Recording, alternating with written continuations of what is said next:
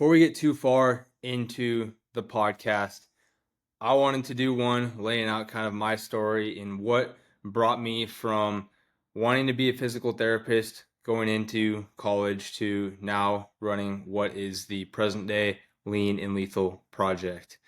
Not that anybody really gives a shit, but I want to put this out there so that you know if you're going to be somebody who continues to listen to the podcast, essentially who I am and what's shaped me. Because if you're going to follow somebody into battle, you better know what they've been through. And I think it gives you a lot better perspective, helps you relate more, see where people are coming from, having known a bit more of their story aside from just the 30 to 90-second clips on Instagram.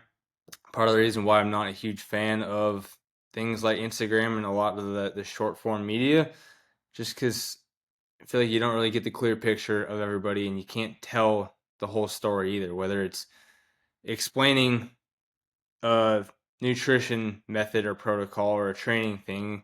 It's like everyone's so quick and soundbited that you're not getting the full picture and you're often misled. I think the same goes for understanding people. Like we can be so quick to judge somebody based off of a 30 seconds without ever actually getting to know them. So I wanted to get this done sooner rather than later. One, so I can look back at it myself and see how far that I've grown as we continue to develop, work with other guys, put out new podcasts, and I really want to start bringing other guys on too to tell their story so I can learn from them, and as well as you guys learn from those guys as well. I think there's a lot to be said from learning from other people's experiences, so you don't have to go through and fail like they did. Well, it's 100% a good thing to continuously fail because that's where you're growing and pushing yourself.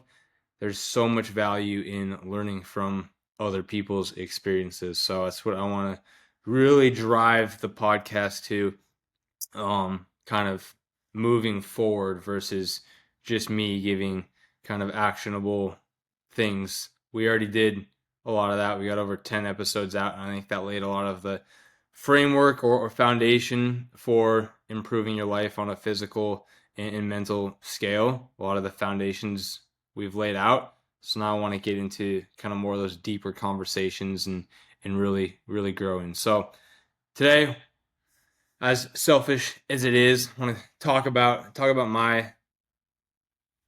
my life up to this point, some of the struggles, breakthroughs I've had as a pretty young guy. I feel like well, I haven't it sometimes seems like I haven't had a super extraordinary life.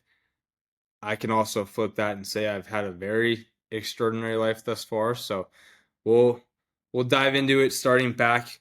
I was always an athlete. I did competitive swimming at a young age, soccer, and then I was also doing track, football, basketball, and obviously that got too much to handle at one point, so I had to narrow it down.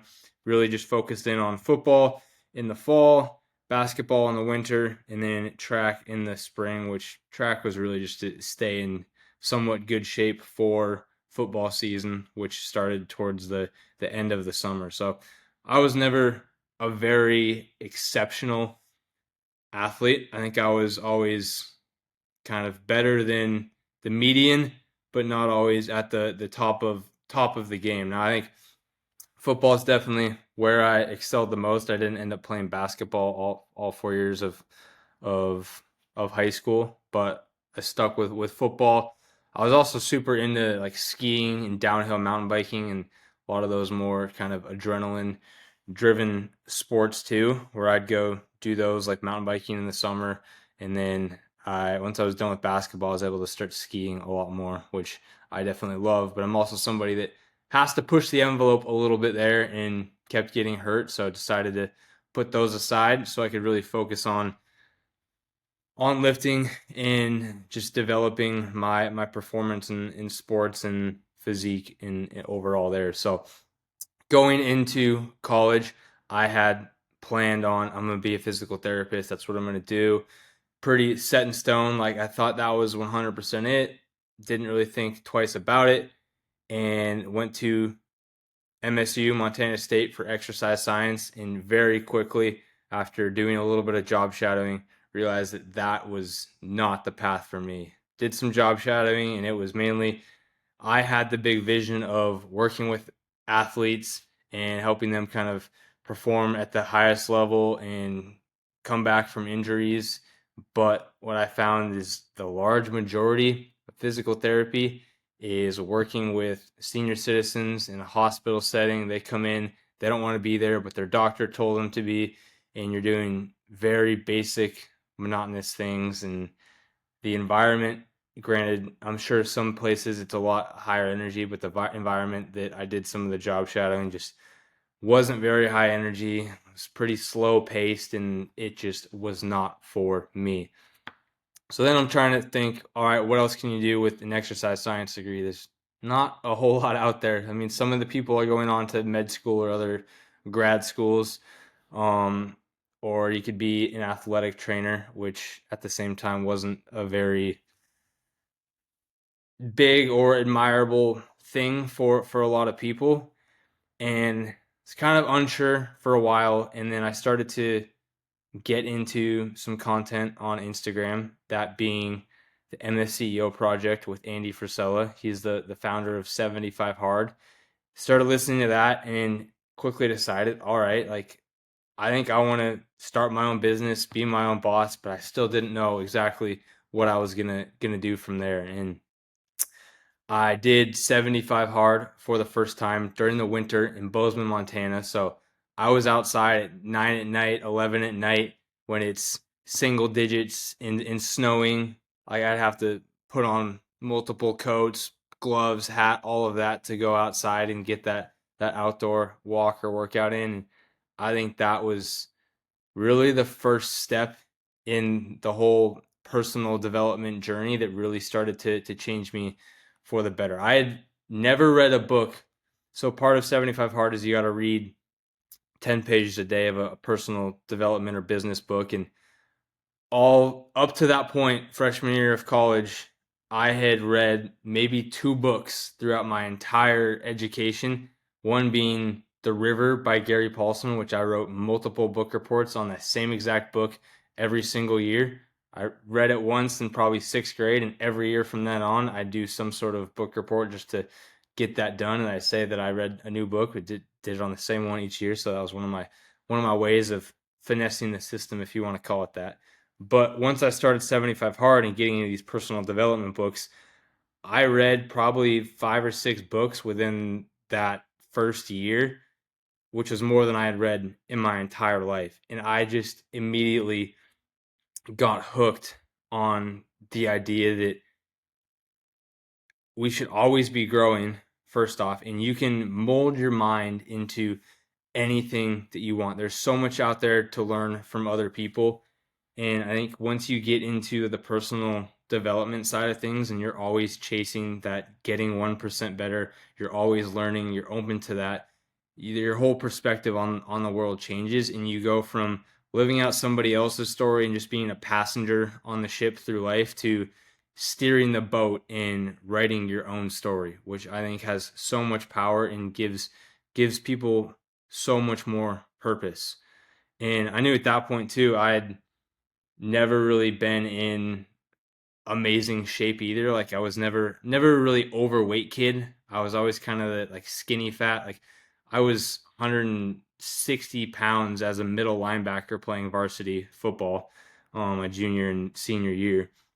So not a big kid at all, but I wanted to get into better shape and start developing my body in that way. So that's when I knew that I needed to level up physically as I was already leveling up mentally, and invested in my first kind of so-called fitness coach there, because getting to that next level, I knew that I was going to have to get some outside support and knowledge. So I hired somebody to help me with that. And then as I started to learn and change my physique, get stronger, started to help other people out. And from there, helping friends and family. And then it sort of just evolved into me coaching a few more people at a time. And then it turned into starting my own online coaching business. And it was first just called Bridger Deaton Fitness. That was the LLC that I opened along with another company at the time. It was a clothing company that I worked on. It's more of a passion project now at this point. When I was in college, called Fight Lifestyle with a Y in the fight, FYGHT, because the idea behind that brand was that you got to know your why in the fight. You got to know your purpose in why you're doing what you're doing. So worked with some manufacturers in China, came up with some custom clothing. I really love that whole process and kind of really fired me up. Definitely did not make any money. I lost a lot of money doing that, but it was fun. I learned a lot from that. And I think that was one of those things where it was like, I wasn't afraid to fail. I had at age, I don't know what that was, 20, opened those first two LLCs, not knowing anything about business other than what I've heard from Andy Frisella on the MFCEO project. So I knew that once I started coaching other people, if I really wanted to lead, I had to start walking the walk and leading from the front. So I hired my own coach, started improving my own physique, followed the exact same meal plan. I've talked about this and a lot of other content in with the whole binge eating thing that came from cheat meals with that particular coach, but learned a lot in the process and just the overall development through that. And eventually, to kind of make that story quick, at the end of working with that coach, I also hired my first business coach, and he was I was so new into the game and so young, and I didn't know jack shit about business. And honestly, I still don't know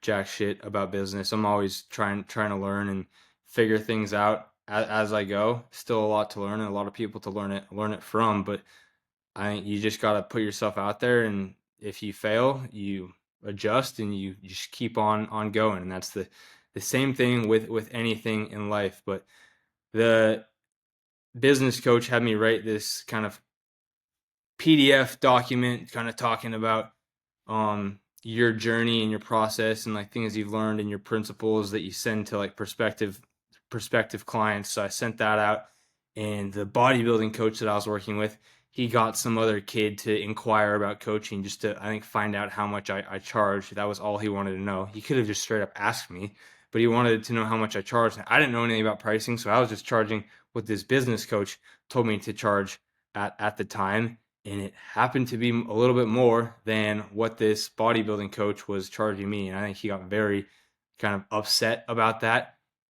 And he thought that I was just stealing all of his coaching knowledge and then using that, when it's like, I mean, yeah, I was learning from him just like he was learning from his coach, and I was learning from all my professors at the university and my own experiences. That's the one, that's how life goes. You pay somebody so that you can learn from them, so that you can implement the stuff for yourself. But I don't know what it was with that, but because of that and me wanting to have my own business, he didn't feel that it was allowed in his coaching program, I guess. So he kind of kicked me off the roster, or I left that, and that created a lot of turmoil with the two roommates that I was living with at the time too. So I just got into this situation where I felt like I was so isolated just by myself. All of my quote unquote friends that were from high school and whatnot, like they just go out and party at 3 days a week and drink. And I was done with that scene. Like I'd done the partying freshman, sophomore year, junior, senior year. I don't think I went almost 2 years with probably drinking maybe once or twice for those last 2 years of college. But I was super done with that and ready to move on, get to that next stage. Really went through that sort of lonely point in life. And I think those times where you're more isolated allows you to really figure out who you are as a person and where you want to become. And I knew that I wanted to set myself apart from those other people, and I didn't really like what I saw around me and wanted to be different. So, and I was going to create my life versus just kind of coast through life, go get a W-2 job after school, like a lot of these other guys were doing.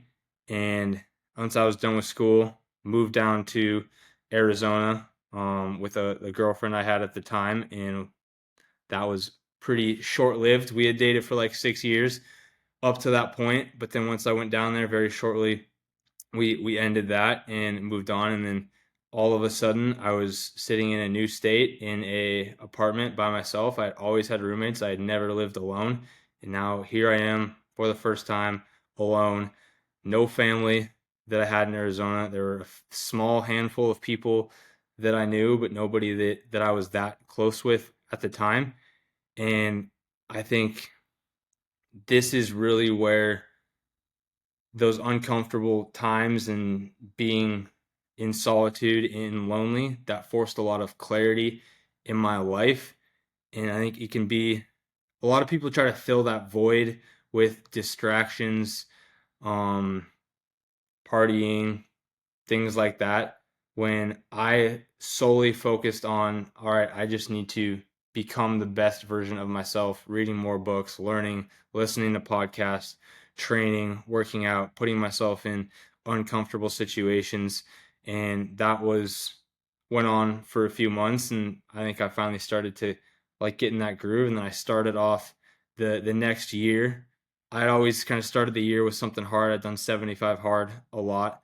So I was like, I want to do something different. And I did the David Goggins 4x4x48 challenge, which if you haven't heard of that, it's running 4 miles every 4 hours for 48 hours. And up to that point, that was the hardest thing I had ever done physically.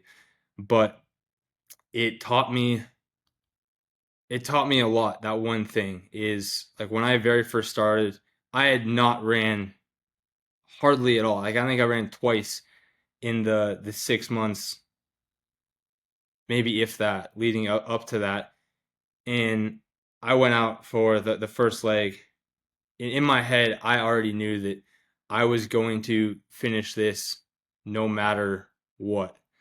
So no matter how slow, how fast, it was going to get done. And mile like 2 into this thing, granted, I got 48 miles to go. Mile 2, my legs are already hurting. My feet are hurting. My knees are hurting. Everything is hurting. And I think it really goes to show just the power of our mind with everything. You're capable of so much more, or we are all capable of so much more than our mind lets us to believe. Like our body can go way beyond where we first get that signal of this is uncomfortable, this is painful, you should stop. And that taught me a lot with that is going on no sleep for 2 days, 48 hours, and still getting up and running that 4 miles. And like I'd get back to my apartment and my heart rate still be like 150. It's like you're not sleeping for those 2 hours in between each run. Like your heart rate's still racing, you're overheating, you're trying to get a little bit of food or fuel in there.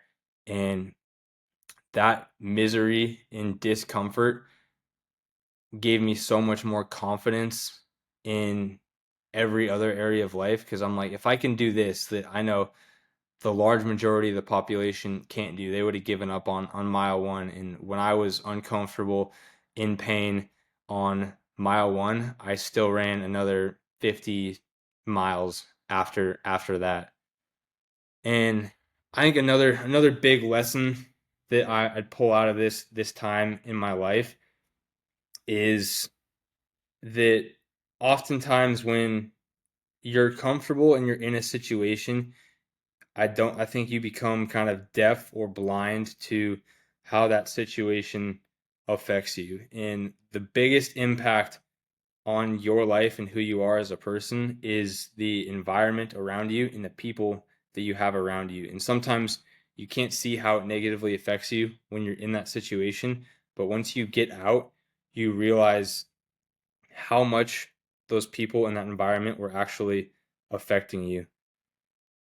So I had gone from probably not the best environment, and very really isolating myself, even when I was surrounded with other people, to being forced to be very isolated and pretty much by myself in a new state, where I was able to like reflect and look back at the last 4 years or so and really identify a lot of areas that I needed to improve, and areas in how I can essentially support the outcomes that I wanted in life and make changes to things like my environment. And that process definitely wasn't always easy, but I think it was 100% necessary. And then through taking action and continuing to put myself in these uncomfortable situations, I had did this 4x4x48, and at the end of that, one of my buddies from Montana had brought one of his friends, which is also from Montana, to the end of that, and they ran like the last couple legs with me, and I got done with the 48 miles, and he goes, "Well, you're at 48, mine's you'll get to 50 and run one more." So that's exactly what we did. Ran one more, got to 52 miles in 48 hours, and that was like honestly mind blowing to me because like before that, I had running was insane. Like it was insane to me to run 13 miles. Like that was nuts. I don't know why somebody would do that. And now here I am running 50 miles in a 48-hour period with pretty much zero training. And now I had met some guy who had the very similar mindset to me, kind of always pushing the envelope for one more. And right after that, we ended up signing up for a full marathon together.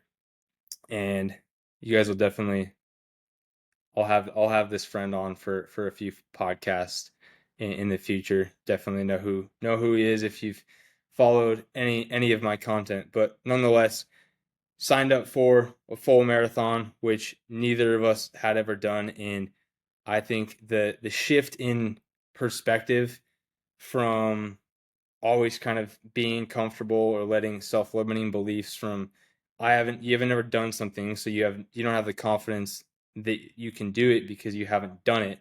But having put myself in other situations and did finish things that I told myself I was going to complete, I had the confidence that no matter what I set out to do, I would complete. Doesn't matter like what the time is. I wasn't trying to set any records. I was just trying to get it done. And I had 100% confidence in myself doing that because of the actions that I've taken in the discipline I've had around my training in nutrition in those previous years to where I could go do these things that a lot of people thought were crazy and they can't even fathom themselves completing. But I think through the foundation of fitness and that consistent growth in failing forward that I got through the years of like personal development is really what allowed me to do these things and then to go on and complete a half Ironman um, 5 months after that.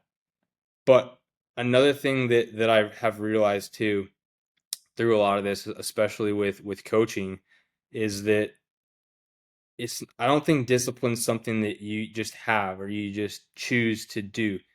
When I first got into it, I didn't have a deep understanding of like what discipline necessarily was.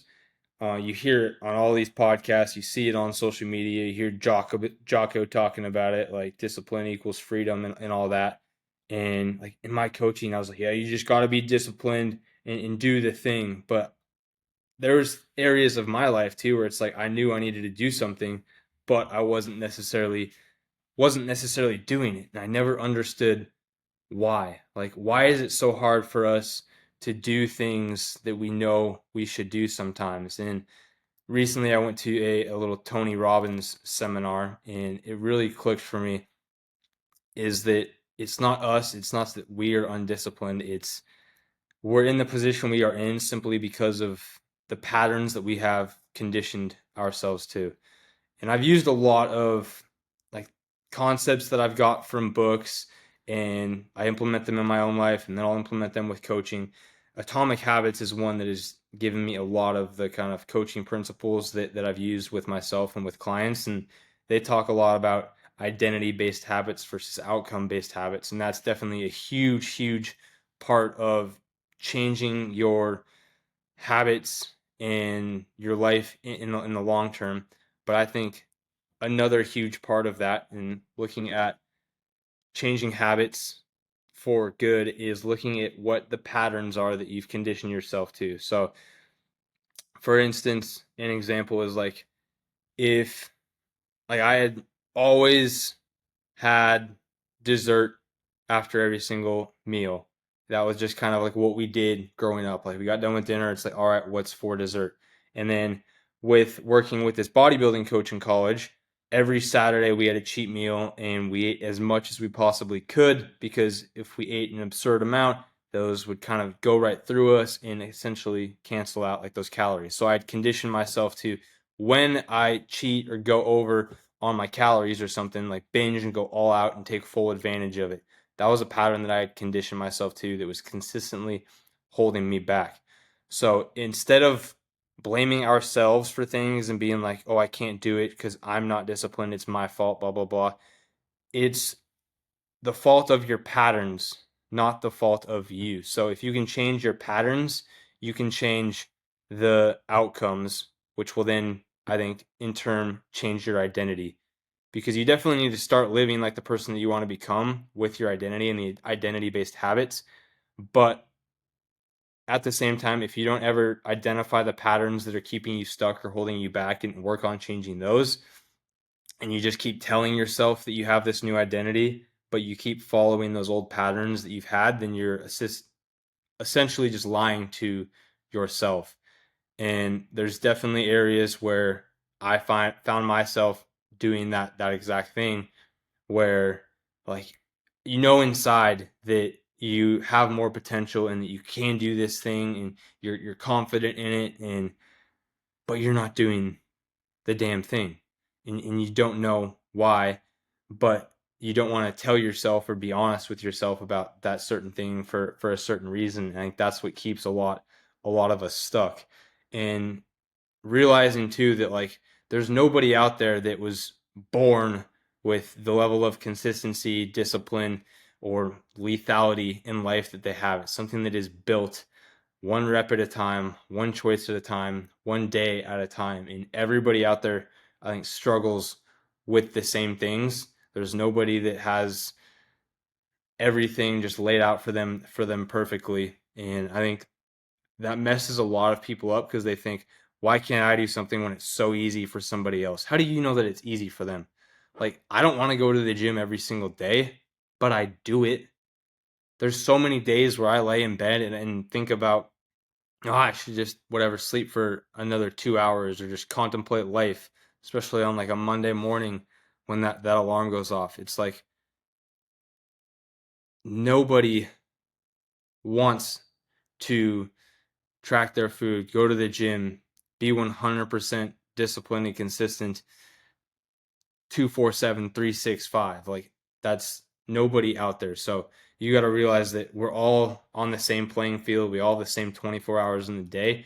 You just got to be honest with yourself, take that time to reflect, identify the patterns, place those patterns with ones that are actually aligned with the outcomes you want. I think that's a lot of what I've learned over the last several years through going through the sort of career identity crisis, wanting to become a physical therapist, not knowing what I'm doing next, but focusing on developing myself, doing 75 hard, personal development, and then seeing with that too in helping other people. Like part of the reason that I wanted to switch from, or once I was done with physical therapy and I decided to actually like, yeah, like the coaching thing could be something that I can have a lot more of an impact with, was another thing. Like in the hospital, you might work with a couple people a day doing the physical therapy, but there's so many guys out there struggling with their body image, their physical fitness, their mental health or mental toughness, whatever we want to call it. And a lot of these problems that so many modern men have can be solved simply through the foundation of nutrition. And I've seen it with multiple clients now at this point, and I've seen it with myself, which is the biggest thing, that developing the awareness that comes through paying attention to your nutrition, being intentional and having that self-control around what you put in your body, putting yourself in uncomfortable and hard situations through hard physical training. Like those are things, while most people just see the abs that come from it, it's about the person that you have to become and the traits that you develop in pursuit of getting leaner, getting abs if that's your goal. It's not even everybody's goal. Like you don't need to have abs to be healthy and fit, but it's all of these other things that you do on a consistent basis that then transfer over in the form of confidence, discipline, self-control to every other area of life and help you excel and lead yourself so that then you can lead others. Like it's like on the airplane, you can't put on somebody else's oxygen mask, but like put on your own first and then you can assist others. If you're not leading yourself in living a lean and lethal life, then you're not going to be able to lead other people in doing that same thing. So I saw the opportunity to where I can impact far more lives and have a lot greater impact on a greater scale through online coaching and helping men actually get in control of their physical fitness and health and build those systems, patterns, and the mindset that really fuels every every area of life. And that's when I chose to go all in on it, because that's also fixing a lot of the problems in today's world, whether it's health issues that I can then help prevent, and then by teaching guys the skills, they can go out and give those same skills to their family and their peers and their employees and other people around them, and just create that sort of snowball effect of spreading the real information, systems, habits, mindset things that are going to make that larger impact on the world. So I knew that this was it, and I haven't looked back since, and I love every second of it. Now we were just Bridger Eaton Fitness when it started off, but I've transitioned it into more of a total movement in brand with the Lean and Lethal project. And while there is like the physical aspect to Lean and Lethal, obviously Lean being have a lean physique, low body fat percentage, be healthy. Lethal being be strong, have a physical presence, be able to perform in certain scenarios. But there's also kind of the underlying meaning of both, where lean is essentially the simplicity and efficiency in really focusing on what actually moves the needle when it comes to health, fitness, and overall life. So having a lean approach to life as a whole. And then when it comes to being lethal, having precision and power and living with intent and not being reactionary to everything. So being purposeful with your decisions, with your movements. And I think that's where the combination of those two, being lean and being lethal, is really where you become the weapon, your body, your habits, and your discipline. And the movement is to help men build these better bodies, better habits, better discipline, better patterns that will then allow them to build better families, build better businesses, build better lives, and live purposefully and intentfully and enjoy life to the fullest, writing their own story, not just coasting through life, letting life happen to them. So I know that was kind of all over the place. I just wanted to do it off the cuff with wherever my mind led me. Didn't Probably should have put a little more structure into it, but I hope that gives you guys a good understanding of kind of where I'm coming from. And I'm a student of the game still. Like I'm always learning. Like I said, I don't know shit about business. Like I'm just trying to figure it out one day at a time. Just like you might be with business too, or you might be with your health and fitness journey. Um, but always learning. I've learned a lot from the struggles, that I've had.